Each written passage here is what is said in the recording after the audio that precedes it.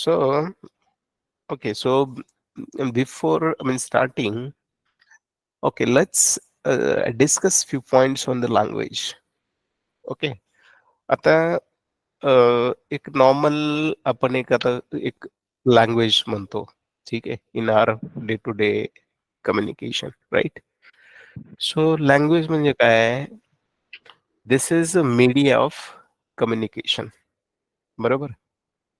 आता लँग्वेज मध्ये आपण एक ह्युमन टू ह्युमन कम्युनिकेशन करण्यासाठी काय वापरतो? Language, right? Let's say this is person, right? And there is one more person, right? Now these guys have to discuss each other, किंवा आपण काय म्हणतो, त्यांचा बेसिक व्यवहार करायचा आहे, राईट? त्यासाठी काय वापरतो आपण? Language. So why language is required? Language is required to express their emotions, their thoughts, their feelings to another person, correct? So normally we exchange our feelings, thoughts, correct? तर त्यासाठी आपल्याला काय लागते? लँग्वेज. आता तुम्ही जर एक थोडं पूर्वीच्या काळात गेलात, राईट, तर लँग्वेज आपल्याकडे एक वेगवेगळ्या फॉर्म मध्ये होत्या. तर तेव्हा होती आपल्याकडे सिम्बॉलिक लँग्वेज, राईट? सिम्बॉलिक, बरोबर? पण तुम्ही बघितलं असेल ते गोंधळी वगैरे लोक शिवाजी महाराजांच्या काळामध्ये ते बोटाच्या ह्याने वगैरे करायचे, राईट? आणि ते समजतात लोक आजही. काही काही लोक ते येतात मार्केटमध्ये, तर त्या पद्धतीने ते अ, आपल्या हाताच्या बोटावरती ते काहीतरी वेगवेगळ्या खाणाखुणा करतात आणि त्या समोरच्या व्यक्तीला ते समजतं की तो काय करतोय किंवा त्याला काय म्हणायचंय, बरोबर आहे? So there are two persons, and these two persons have to be express their thoughts, their emotions, their habits, right? If they need something, they can discuss with that guy using language, right? मग ज्या पद्धतीनं human communication करण्यासाठी आपल्याकडे languages आहेत, आता इथे पण कशा लँग्वेजेस आहेत?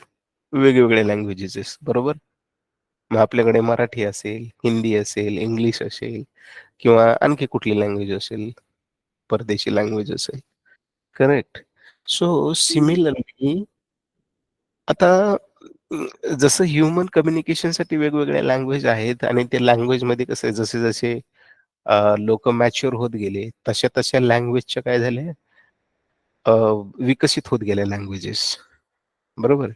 मग लँग्वेज विकसित होत गेले कसं? पहिले मोडी लँग्वेज होती, correct?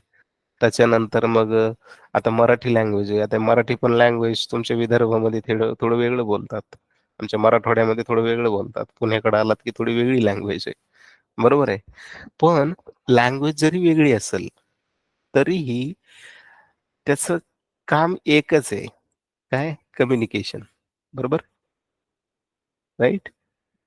There are different language but the motto is communications. So that would be Telugu, Tamil, Marathi, Hindi, English. There are a lot of or different languages, right? But the main motto is communication, and that communication in between two person, right? So if we want to communicate person to person, we use this different languages. So similarly, we have computer, right? We have computer, right? Let's say this is your computer, right?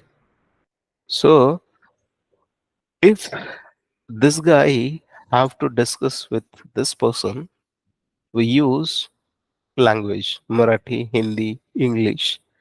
But now the thing is that we have to communicate this computer, right? And the computer should have some language, बरोबर?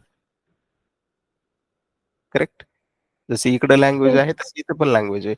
पण आता इथं मुळात थोडा problem आहे.